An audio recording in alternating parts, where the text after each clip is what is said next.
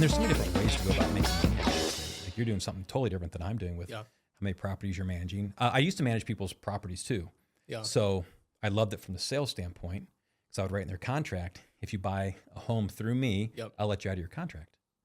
Well, I can write the contract to be a 60-day close, and then I can get someone else in there. Again, the home's $1,500 a month rent. Yeah. I'll get someone for $1,200, make up the difference for the last 6 months of, the spread of $300. I'm down $1,800, but I made $8,000 in commission. Yeah. Cool. My net is pretty good there. Yeah. I never had to cover. We end up always working it out. Some have been some good long-term customers. Yeah. We talked the other day, or maybe it was a text on like, what advice would I give to someone who's newer?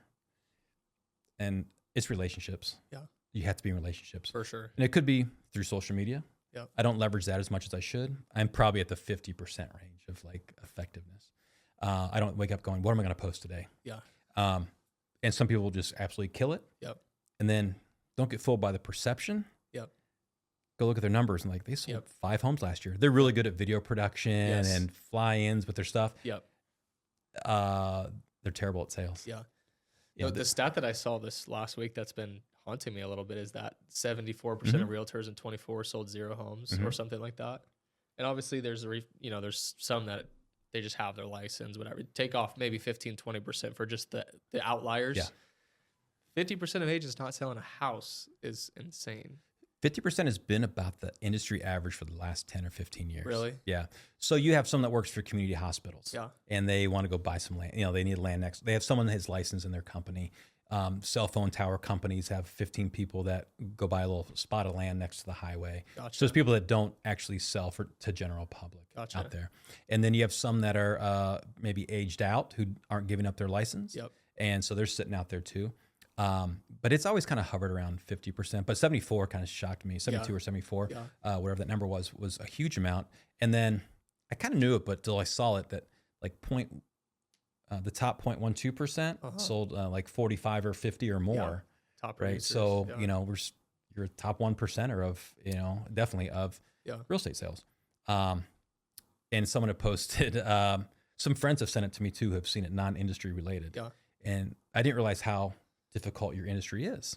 Yeah. And you seem to crush it every year. Yeah. And it's like, I appreciate that. You're at the top of your career too, whatever they're doing, but it can be an easy business. The reason why people fail is they don't show up every day and work. Yeah. And it's the laissez-faire. I could just make 10 grand, sell a house, and someone else will come. All day. Yeah. So the 2 biggest pitfalls, 2 or 3, are they have a huge sale or they have a great first 6 months. Yeah. And then I think it's great. Beat your chest and look at me, right? Yeah. And I always say, watch out. It's coming. Yep. It's coming. Oh, no. And then it hits them. Yeah. Your 2 or 3 friends or family that wanted to sell, that used you to, as a favor. Yeah. It's over. Look how many Northwestern Mutual insurance sales guys are there in year 3. Yeah. They're out of grandmas and moms and dads to buy insurance, right? And then they get out of the business, but that's their model. Yeah. Cool. You just wrote 19 policies for us. Yep. And then you're done. Yep. And they're there forever. So, so it would be, don't jump off the train. It's going to kick you off at some point. Just keep working and take your time off if you need it, right? Yeah. And then relationships. Yeah. Build your relationships. So when I came in, Bart, that I worked for, I didn't leave till 5 o'clock, but I was in an 8 to 5 mindset world. So I would go to every new construction if I didn't have anyone. Eventually, I can't call anyone else. Yeah. So I would go new construction. I could tell you every lot in Hamilton County that was for sale, how much it was worth or how much they were selling it for, and I could give their sales pitch every time. And now all those people are managers for the most part. Some went back down to sales because they liked the sales side. Yeah. But I knew, so when I came in on a Monday and go, crap, Bob and Sally bought on Sunday, I would go out to new construction on Monday, go, Bob and Sally were in yesterday. Like, yeah, they didn't mention your name. And they would put me on a deal every time because they knew I was putting the work in. Like I knew their product. I would bring them pizzas on the weekend, saying like, hey, I'm just making my rounds. You guys need, because they were super busy in 05, 06, 07. And I would bring them lunch. And so they never kind of forgot those relationships with the new home salespeople. But even going with your clients. So yesterday I went out to, took a guy from the office out for coffee. He wasn't feeling well and just kind of down. So let's go grab a cup of coffee. Let's get out of here. Yeah. And he had a phone call. I was like, well, take your phone call. Yeah. That's what we do. So I was like, well, I'm not going to sit there and do nothing. Yeah. I didn't go to social media. I texted a client who bought last year. and said, how's the new condo? You enjoying it? Yeah. Is it this long of a text back? Oh, we love it. It's great. I walked to, work, dinner, whatever it is. Hey, my brother got engaged. He's going to be giving you a call. And I want to refinance. He paid cash. He's like 25. I want to do a cash out refi. So I talked to the lender that morning about sales, and so I called him or he called me, and I said, so I assume you had a sales meeting today, right? You're calling me for a reason. Yeah. Yeah. So we talked about him calling on me. Like, what would I want to hear from someone calling on me as a real estate agent? So it was on my mind to like contact a past client. So now today I'll reach out to his brother and say, hey, congrats on engagement, whatnot. Your brother said I should get in touch with you, right? So I didn't want to waste 2 minutes while my buddy was on the phone, just drinking my coffee. I just sent a text out. Yeah. It was that easy. So I went to that relationship of someone, because how do you contact someone that just bought 6 months ago? Yeah. Agents are like, I don't know. There's nothing to talk about. Yeah. Ask them if they like the place. Yeah. And it's really that simple. And I'm very visual in my office. I now have tasks to do each month. And so I have like 21 past client touches a month. Mm-hmm. So it could be a call, it could be a text, video text. It could just be something on social. But I don't say, hey, happy birthday. I would go deeper, a little bit deeper than that. Yeah. My biggest pet peeve is like on LinkedIn, and someone goes, happy birthday. Or like work anniversary. Yeah. That means nothing. Yeah. So I'll do that, but I'll add to it on something. I'll talk about a story that we had from the past. Yeah. And do that. Because all the agents who say, but you've been selling for a long time. So it's easy. You have a big client database. Yeah. In year 1, I sold 23 homes. In year 2, I sold 35, 40. I know my stats. I know where all my sales come from too. So I have all my old spreadsheets from back in the day of what I made per month, per quarter, where my sales came from. So I can go back and say, you know what? I realized January was always slow for me. So in December, I would take price reductions on anything I had and then give a higher commission. So at the time when we collected both sides commission, I would go from, just make it easy, a 3.5 to a 2.5.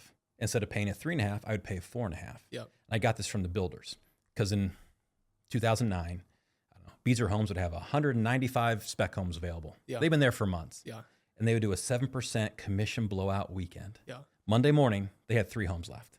Now those homes have been sitting there for 90, 120, 180 days. Yeah. But when they offer 7% commission, they all sold in 2 days. Yeah. So I was like, People are pushing it. Yeah. So let me take a price reduction. At the same time, my clients are still paying the same amount. Yep. But I'll tell them I'm going to give 1% of mine to the other side. So, but I wanted everyone at their holiday parties to say, I just sold my house, and the market was terrible then. And no way, no one's selling their home. So I would have 4 or 5 listings going in December, and they would all sell in December. Yeah. So a bunch of parties going on saying, Jim sold my house. Yeah. In January, they wouldn't sell anyhow. They're just super stale. So I got rid of inventory, had nothing to do in January. I had a fresh start come February, March with my new listings. Yeah. And then if we took something off the market in December, I would then sign a listing contract for like March 1st. So we're off the market, and then we come back on the market with a game plan. Yeah. The mistakes I made too in the first couple of years were, once we listed, I never called my clients. Yeah. Well, you're listed with me, like, we got you. Yeah. No, you should probably call them every week or twice a week. Yeah. Some that we have activity, just get the feedback, any questions, and just interact with them. And I didn't call my clients for probably the first 4 years until we got an offer. Yeah. I don't know why. In my mind, it's like, I shouldn't have to, right? We're under contract. Yeah. I got this. You're already trusting me. I've got it taken care of. Yeah. But it was and someone said, either you're the type that says, I love you every day to your spouse, or I love you until I tell you I don't love you anymore, right? Yeah. It's that type of thing of like, well, no, I'm doing my job. Like, I'll tell you when I'm not going to do my job. And then they wouldn't relist with me. Well, I haven't heard from you. I was like, oh, I guess I really haven't reached out to you. Yeah. And now it's so easy with the, whether it's texting or different systems you have set up in the system. Yeah. There's a lot of, and someone can run their own team. So I think trends will have. Yeah. Right now, 92% of sellers are still paying a buyer's agent commission. Yeah. If that were to change and the buyer had to come out of pocket, I think one big change in the industry will be you have to be a team. Yeah. Because I'm me and I'm charging 3%, and you have a team of 7. I'm gonna go with a team of 7, even though the reality is I'm gonna work for you and you're gonna work for them. The rest of your teammates not, right? Yeah. But the perception is you have all 7 of us. Yeah. So if I go out of town or I have a kid's recital, you've got 7 of us to call on. So There's a lot of different team models out there. There's a big push, like it's all going to be teams. It's all going to be teams. And then watch out for all the salespeople who want to sell you the shiny object. Yeah. Sales is still sales. I was telling Mike downstairs, we sell the same number of buyers every year. The population is growing, so we have a few more, right, because of population growth. But the amount of leads it's 20 times what it was 5 years ago. It's still the same number of buyers. So there's just different websites to sell you a lead or do whatever. So I don't buy leads. I'm not a Zillow person. I would be, because I would be good with the follow up. But that train's already left the tracks. It's so expensive. Yeah, you're chasing $3,000 a month leads that you have to convert them. Yeah. If not, it's just too expensive. And then I would get with a mentor in the business and set up, weekly, monthly, whatever works for you. And then peers that are your same amount of time. Maybe someone a year or two more than you, maybe someone a little bit less. Because and if you can identify who's better than you, younger than you, or less time in the business, right? And see who's really killing it and see what they're doing. Yeah. I'm at the sweet age of, I understand my 65-year-old agents. I understand the 25s. Yeah. I don't do the exact same thing that they do, but I know I have to keep advancing my knowledge in we had it forever. Electronic signatures, website, whatever we're doing, right? Websites are kind of a thing in the past, but whatever you're doing, you have to realize the next generation they're not communicating the same way that I communicate. Yeah. And be open to that. Am I a social media person? No, but I know if I have someone from Chicago that's all they do is LinkedIn, I better have a LinkedIn profile. I should probably check it and update it more than I do, but that could be that is their thing. Yeah. Because they're on it every day. Yeah. You better be on their platform of what they want. Yeah. The thing that I struggle with is 28, 3 kids, 3 and under. I've only been an agent for, I think, 2 years. This is my 3rd year, the start of my 3rd year. And all of that you kind of just described, the amount of work that goes into that, and you have to have the long-term vision. It's the combination of, I have to make money this month to pay my family.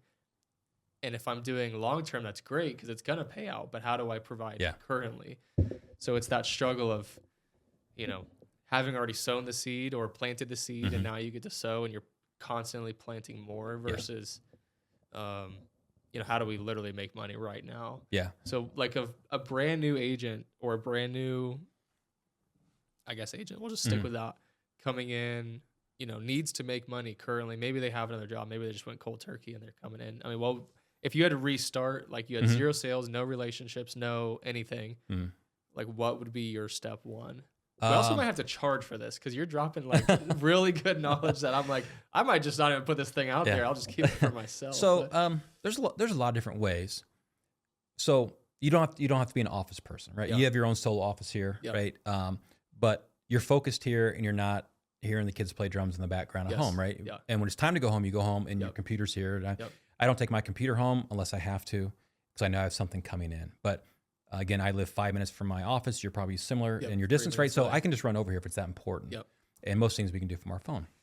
So as an agent, one is set it up as a business because when you have $8,000 in your account and the wife says, we should go to Disney, all right? Yeah. Or should I go to a conference or should I go to Inman or something like that, an industry related training, or should I get a coach, or it has to be separate money. Yeah. So, however you set up your finances, open up your work account, and then start an S corp. Yep. If that's what you want to do.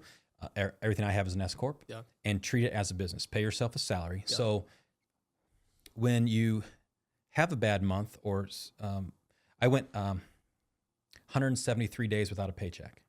So 2009 was miserable. Yeah. But I had a work account, and I got paid every 2 weeks, whatever I was paying myself, $1,000 or something, right? And the rest you pay yourself is distributions, right? So it's taxed differently. So there's reasons. But you also get a paycheck every 2 weeks or a month, however you want to pay yourself. Last year I paid myself $18,000. I made a lot of money. Yeah. I just do it for the tax purposes. Yeah, I paid 40 from one company and 40 from another, right? So and know your budget for your family budget too. Yeah. Live below your means. Bart that I worked for said the only thing you should have a payment on is your house. If you can't afford it, just work 6 months longer and go buy it. Yeah. So a lot of these things stick with me throughout the advice I've gotten over the years. And for the most part, I've tried to stick with that. I drive a 6-year-old, Jeep Wrangler. I could go out and buy whatever car I wanted to right now. Yeah. I don't drive that much. I don't have clients in my car post-COVID like I used to.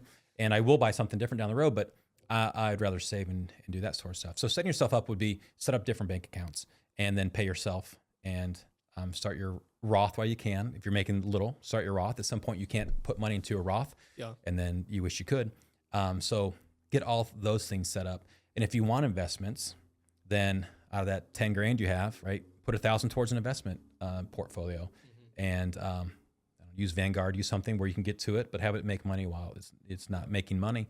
And then when it comes time to buy the right property, you have your cash to go do it versus going, man, should I put a down payment of 20 grand on this townhome? Yeah. What's in my investment account? It's not on the Disney account. It's not in my utility account and my mortgage account. I like to go to bed stress-free. So the way I do my taxes, the way I handle my business, I can go to bed and wake up next morning and go, none of that's on me on there. So while sometimes it feels like the scoreboard is your bank account, my scoreboard is not worrying about anything. Yeah. And if I want to retire tomorrow, I could. It wouldn't be the retirement that I would want. Yeah.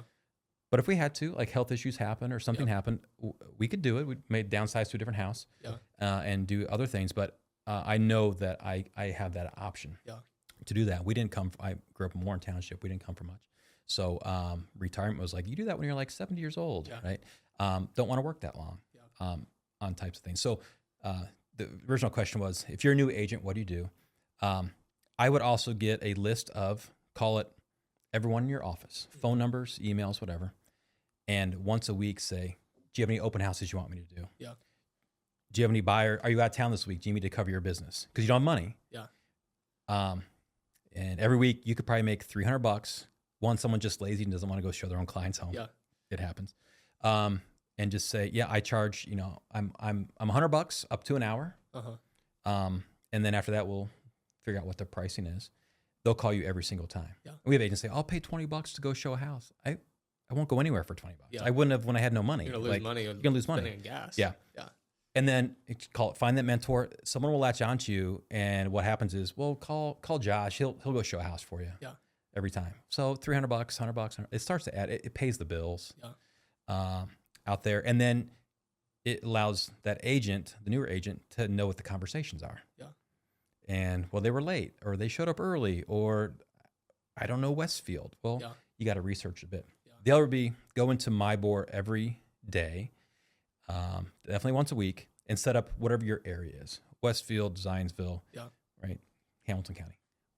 And you can alter it by today, 1 day, 3 day, 5 day, 7 last week, and just look at like the last 5 days and track how many homes are for sale and how many are pending and what's sold.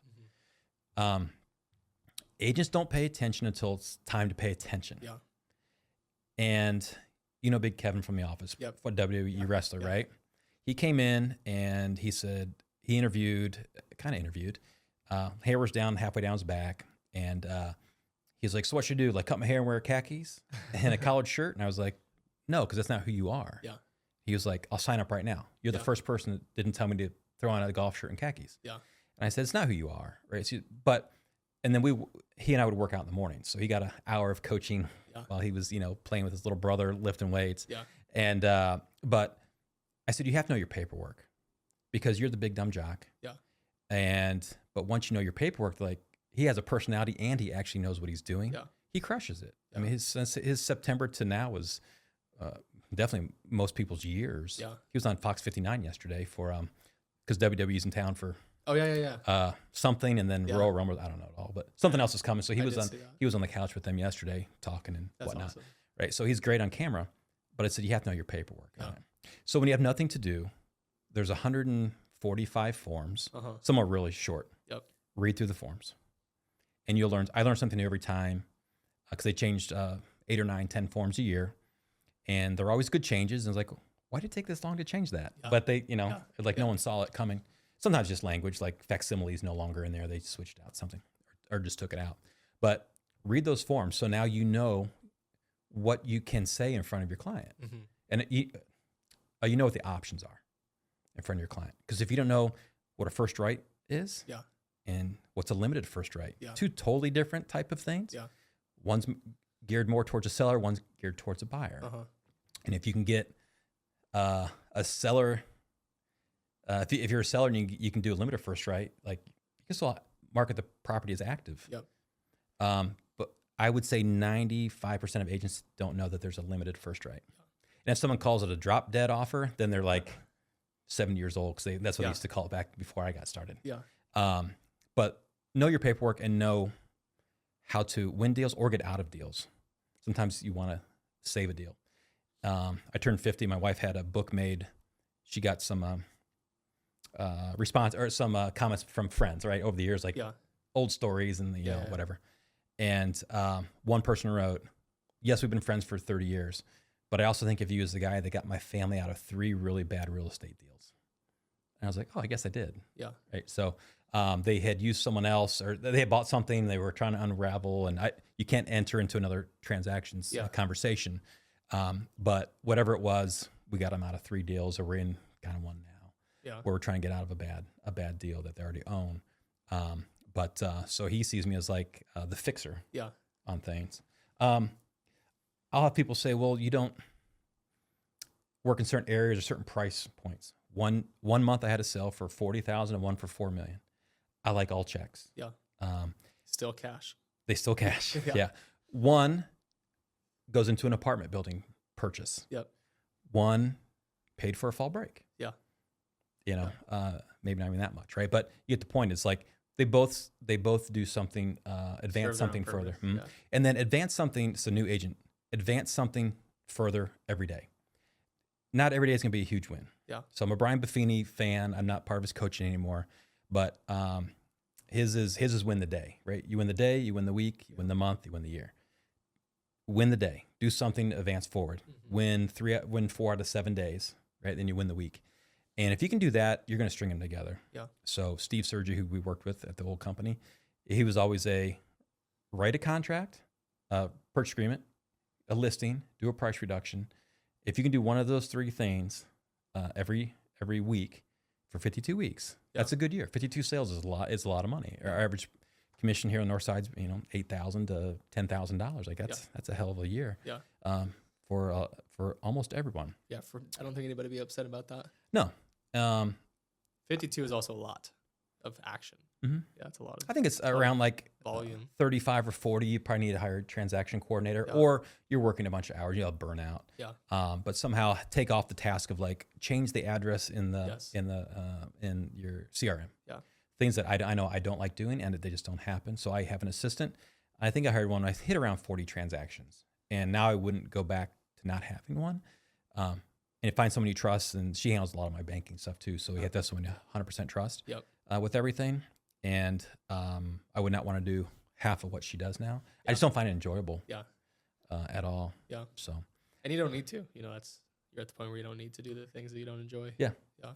And when I switched from owning to now doing what we're doing now, is I realized I like the sales side. When I was owning, I had all the back end of, everything was on you. And someone was handling, they were reporting to me, and I would answer the questions. But it was always in the back of my mind. I realized when I left the office for 2 hours or 3 hours, I really like selling. And ownership and management I liked. And it kind of ran its course for a short period of time. And I realized the sales was the fun. I wanted to get out, just get in my car and turn the music on and then go sell. And it's like, oh shoot, we only have 2 homes. Wish I had 5 to show today. And then things change and the markets change. I didn't like 2021 market when it was like, I don't know, should we offer like 100,000 more? And like, it doesn't fit in my box of how I think. And so 21 was not my best year. The last 2 or 3 have been the highest grossing. It wasn't mine, even though it should have been a pretty easy market. It wasn't my market on there. So I like 15 or 20 days on market average, and not a 3. And then 150 days on market that's a hard market. We're seeing some of that right now. And if you go back, I would say, and you kind of talk about investors too, like if there's a property you think you'd like go after it. Like try one, you can always resell it. And probably break even if you hold it for a little bit. And realize either I like it or I don't like it. But don't have a regret of like not buying a property. You may be excellent at flipping and doing those things. And then you also get a better understanding of your client that's doing that same. So even though you may lose $5,000 on something and you tried to flip, well, now you know what goes into a flip. Yep. So you can talk, have you thought, who's Education. who's your contractor? I don't have one yet. Yeah. You're closing this in 10 days. Yeah. The clock's starting. Yeah. And you're losing money on day one, yeah. right? Until you get it sold. So understand like what that process is. And I still think a deck costs $2,500. No, it doesn't even like that gets you that materials. buys you no treads. Yeah. That it's not that cost anymore. Yeah. And then I'm always amazed when agents haven't bought a house themselves. Yes. And they sell. Can't stand that. Drives me crazy. And it hits differently. It does. It's an emotion. You understand it differently. You look at the numbers differently. You do look at the numbers. Yeah. And then it's the whole communication with your client. So you're buying, right? We're past inspection, right? We got 2 weeks to close. And I don't call you until 3 days before close. Yeah. That lasts like days 10 to 12 before closing. When's the moving truck? Yeah. Are we closing? Jim hasn't called. Is there a loan approved? Yeah. Like what's the stressful? It's so stressful. And just now what I tell people, because I've gotten it many times, I freak out when I see your phone number pop up. So I actually text them now and say, I'm calling with good news. Yeah. And then I'll call. Yeah, that's good. Like good. Cause we talk about like, oh God, what's Jim going to drop a bomb on us this time? And so I now text, say, it's all good news. Yeah, that's a good tidbit. I might start doing that. Yeah. I'm calling with good news. And sometimes just to interact and say, I have nothing to report this week. 2 thumbs up, whatever, or, we're good. That's all the communication he sent me a text. We're good. Yeah. That it's communication. And then there's larger teams, and someone handles my inspections, and someone handles the closing, and someone handles. Yeah. We only talk to our clients about 5 or 6 times, really, throughout a transaction. Yeah. I don't hand any of those off. Now, sending utility information, yes, the assistant will email that off because we have it 7 days before closing. It goes out. Yep. Because you send it 20 days, they won't call. So do it a week before. So there's certain systems we have in place. New agents, set up your systems. Yeah. So I'm terrible at it. I'm terrible at that. I'll be like 4 days before, I'm like, crap, I didn't do that. I got to sit there really fast. Yeah. So my old office partner, Angie Miller, I was like, I'm going to talk out loud here today. And I said, I'm trying to put together like an email. So welcome email. Because you missed an inspection date. Really, the agent should have been reminding them this is when it's due, right? Yes. We can get pushback. We've been in lawsuits. I wasn't reminded. They hired us as their fiduciary to help in this process. Mm-hmm. And it's like, well, they should have known that. It's like, well, you collected $10,000 too. Like you have to, some skin in the game here. So welcome emails of like, hey, congratulations on your purchase. Here's some timelines for you. Yep. Earnest money. Where's it go to? So I don't accept your counter offer until you've signed my other counter offer that says you're making a counter, right? Yep. So I'm big on paperwork, right? Yeah, I've got a couple calls where you're like, Josh, this is not right. Yeah. You get to say, change that. It's like getting the contract to come back after you paid them. Yeah. Because the salespeople are like, oh, we're done with that. We're past that, right? So we have all of our paperwork ready to go. We order title work the day of closing. I set my closing date and time with the title company the day we email agent, title, anyone involved, lender, and say, here's all the paperwork, because the other agent's terrible at paperwork too, because that's just how we are. Then now they have everything signed and it's in one spot. Now they can all communicate and you don't have to call me. Yeah. Who's the lender? And I'll say, go back to the email sent on January 15th. Yeah. Oh yeah, it's there. Now they don't call me more because they know I send everything up front and make it easy in one attachment, whatever, just make it easy on people. The other agent likes you. Then also if you're an experienced agent, tangent, and you're with someone who you can tell they're new because their MyBoard number is 49,650, right? Me. Is don't send off an offer that has 6 boxes unchecked and you're going to pepper it on a counter offer to go, nope, line 64, line 142, whatever it is, right? Call the agent and say, hey, before I send this off to my client, you've missed like 6 things. Yeah. Do you want to revise this? Yeah. And send it back to me before you get peppered on a counter offer and you kind of look dumb, right? You look uneducated. Yeah. In it. Look out for other people. That person will never forget you. Yeah. So Larry Rasmussen, Larry, he's an agent with C21. He sells Zionsville. He probably still sells like 24 million a year. Yeah, that's awesome. My first year I was paired up on the golf outing for a Colts golf outing. The builder at the time is some work for the builder, Realtor Relations, and they were sponsor of the Colts. So I was paired up with Larry. I'm like, Larry sells, he's making millions, whatever he's making, right? In my mind, millions of dollars. And it probably was. He could have been any nicer on that golf course than what he was. Yeah. And we met up again 10 years later at 5 Seasons with a gym on the north side. And he was the same guy he was back then, but he helped me as a new agent of like just every transaction. You know, we all put our pants on the same way type of mentality. If you have questions, give me a call. He, you know, offered himself for questions. I never really reached out to him, but I remember the way he treated me in that time frame. And you have others that say, "Oh, I check my board. And this is your second transaction. You don't even know what the hell you're doing." Yeah, I can't. I mean, that's one of the reasons why I do like Real is it's because it's a public, you know, slogan, or what do you call it, motto of work hard, be kind. That's why I'm there. Yeah, and the be kind part of real estate and real estate agents and realtors and the whole world of it. I mean, I've only been in for a couple of years. Yeah. And I've experienced some nasty realtors. And I'm like, how do you work? How do you talk to your clients? First off, why do they hire you? And some people like the bulldog, you know, like they like the person who's going to shoot down the other side, which I don't really want to work with you anyways if you're like that. But like we had one, and the seller was making $700,000 on this house. Like it was a estate sale, whatever. And I think that the agent owned the handyman type scenario, and they sent him through, and we had requested all the siding to get fixed. He would like pointed to the ones he thought wanted to be fixed. We're like, no, anything that's damaged. Long story short, we did our final walkthrough. We saw that they were still damaged, and we're like, you need to fix this. It's like literally $300, $500 worth of work. Yeah. And the guy was like, I'm not even taking this to my client. Like, we did what we did. It's over. Yeah. I'm like, we'll back out of the sale right now. And my sellers my buyers were super attached to the house. They were like, we wanted it. He's like, the only thing that's going to happen is you're going to pay for it. I'm like, are you kidding me? Like, your seller's making $700,000. So it's a bad seller. Yeah. The kids of the parents who died. And then it's a bad agent. Just like, hey, just pay the thing. Because it was written on the inspection, fix all siding. Like, it wasn't, you pick what you want to pick. And that just kind of opened my eyes of like, holy cow, there's people in this business that just... I might have a top 10 list of agents I really don't enjoy working with. And we had one, and finally people were like, why are we not showing us this house? I said, well, I kind of have two reasons. But the main reason is the driveway's like this. It's the front of a neighborhood. You're the second house in. Your kids are triplets at 5 years old. They're going down the driveway, and someone's going to run over them. Like, that's really the main reason. Yeah. And I said, you know, this is how it's going to play out. This is the interactions we're going to get. Yeah. But I said, if you really want the house, then we'll go forward. It played out. He goes, it played out exactly how you said it was going to. Yeah. Well, we have multiple offers. I said, I'm telling you, they don't have multiple offers. Yeah. So we wrote 600. And he's like, I don't even want to buy this house now. I said, if it's the right house, buy it. And I said, can we do this? 590 when we rewrite? Yeah. He goes, oh, I love it. Yeah. We got it at 590. Yeah. What do you mean? You lowered your price? You don't have to take the other offer. It's better, right? You played the game. Yeah. You just lost. Yeah. We got it for 590.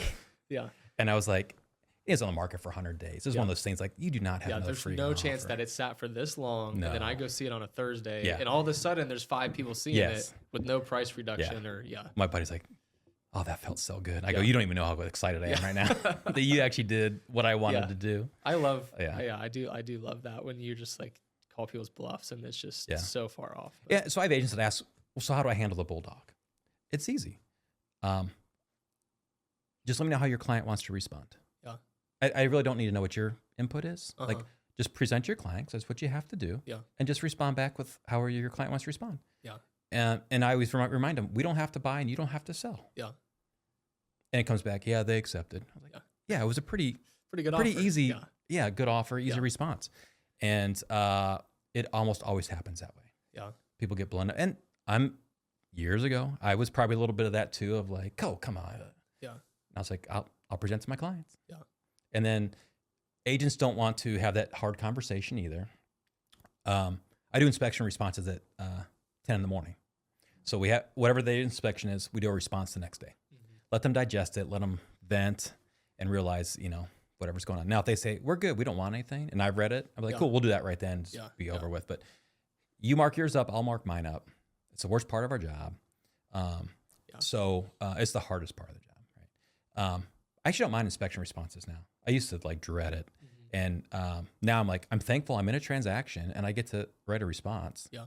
Just changed my thought process on it. And then we talk through it. And by 11 o'clock, we're done. Usually it's only a half hour, but by 11 o'clock, we're done. You tell me what you want.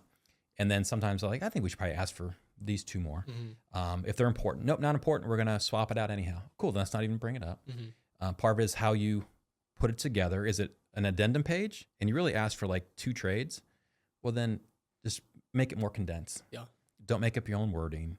Yeah. Use what's there. Reference a quote. Yeah. And if you have one, and becomes pretty easy. Yeah. At the end of the day, I said, and then some agents always over talk, and they'll say, "Oh yeah, they just closed on their new house yesterday, or whatever happened." Yeah. There's some You fire just told me behind there. they have a double mortgage if this deal doesn't go through. Yeah. So then They'll agree to most then we'll things. put they will. Yeah. Most agents way over talk. Yeah. On things. I love that. Yeah. So just reading people. Most agents are terrible negotiators also. Yes. Like I would the 21-year-old, new agent who Yeah. doesn't know at all what they're doing. Yeah. Or could be a 45-year-old, whatever. Yeah. Just like a lot of them Maybe. just, like you said, they overtalk. Yeah. They're like, just between you and me. I'm like, well, it's not between you and me. Yeah. I'm going to take it and use Yeah. it against Yeah. you. Or not even against you. Just like, hey, this is Yeah. the best for my client, who is my client, not yours. Yeah. I'm not your. I guess the question, so how many showings have you had? I don't want to say, it's none of your business, Yeah. right? I say, I haven't looked in the last 24 hours. I'll take a look and I'll get back to you. I, of course, never call them back, and they don't call me back. Yeah. And eventually, after they push 3 or 4 times, it's always like, so how much did it appraise for? Yeah. How much appraise for? Well, it's my buyer's appraisal. Yeah. We had someone, they weren't going to close without telling them what the appraisal was. So I told the lender, we're going to go to this closing. They're going to bombard me with, we want the appraisal. You're going to fake. I'm going to ask you the question. Oh, I forgot. Hey, Andrew, would you send me the appraisal? They want to see the appraisal. Uh-huh. Knowing it's going to take 40 minutes to sign, and just keep typing. keep pecking away, and send me stupid messages via text. Yeah. And I'll try not to laugh. And the closing's over, and then we never send them the appraisal. Yeah. Then I'll send it to them once they're done signing. Yeah. And we're done.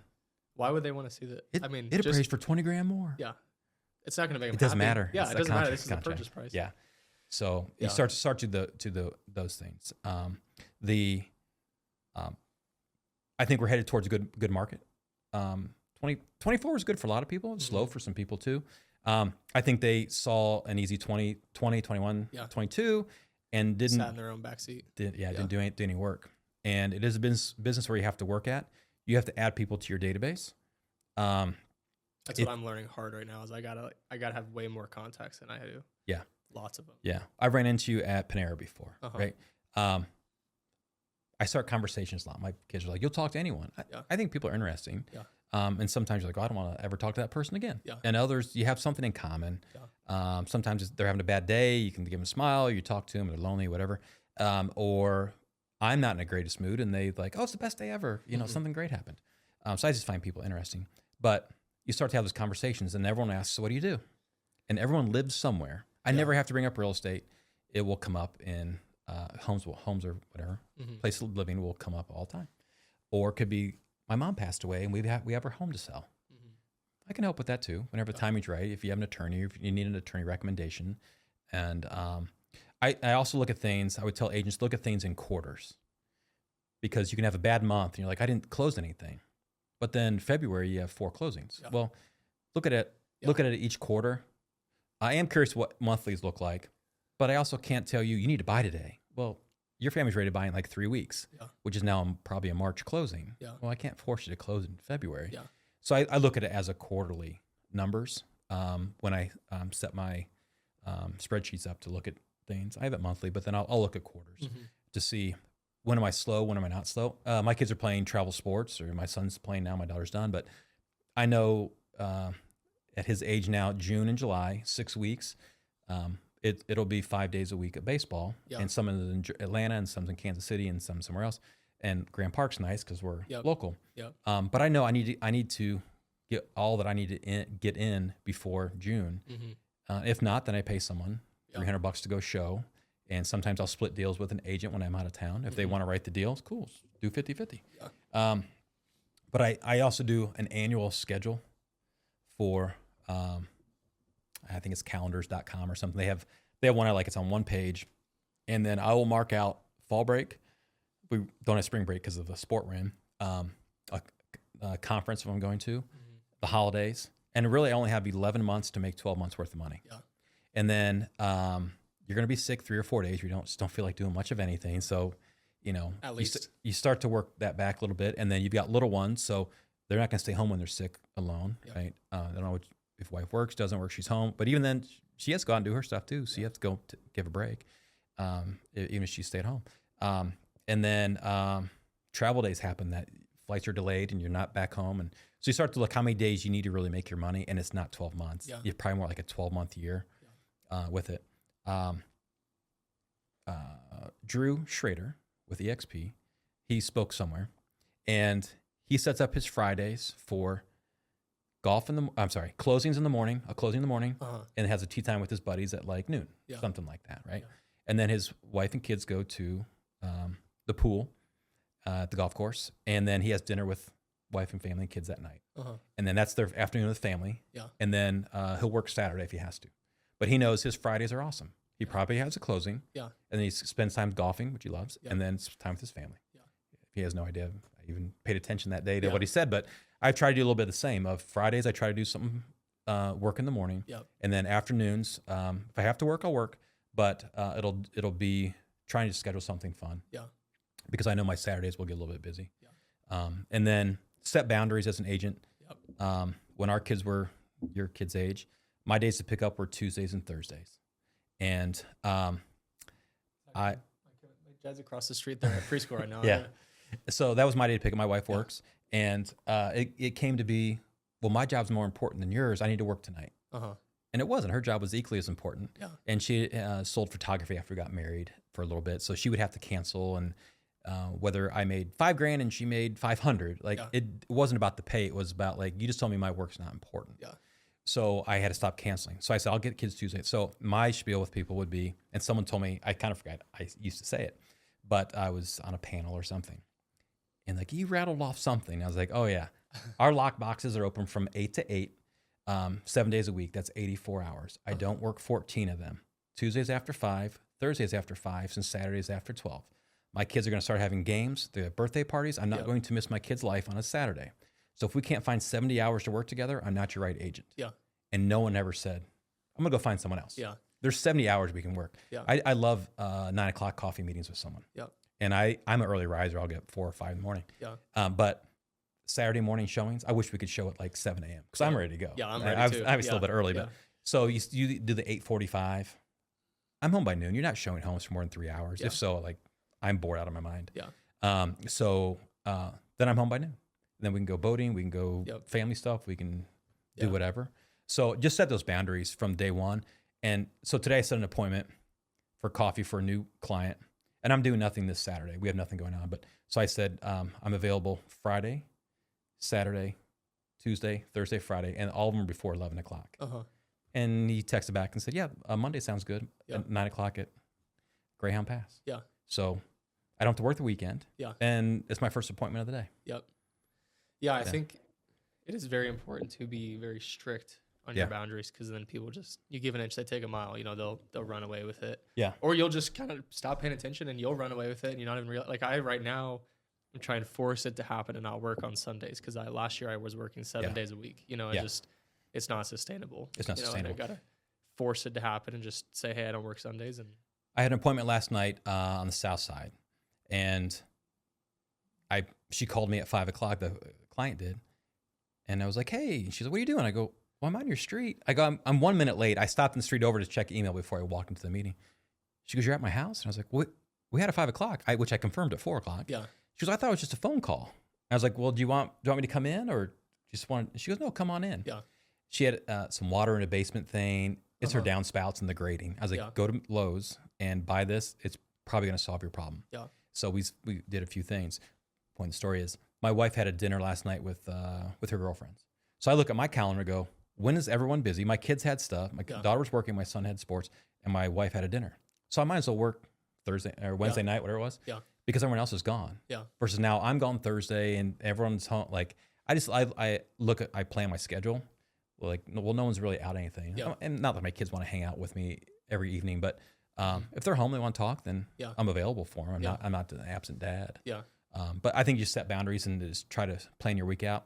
I know what I'm doing the next day, every day. Yeah. So it's hard for me to say, go show a house today at noon. We'll figure it out. Mm-hmm. But I'm more of are you available this time and this time? And sometimes when the market's super busy, you have to jump and do it. And, but not really the market we're in. We have a little bit of breathing room with it.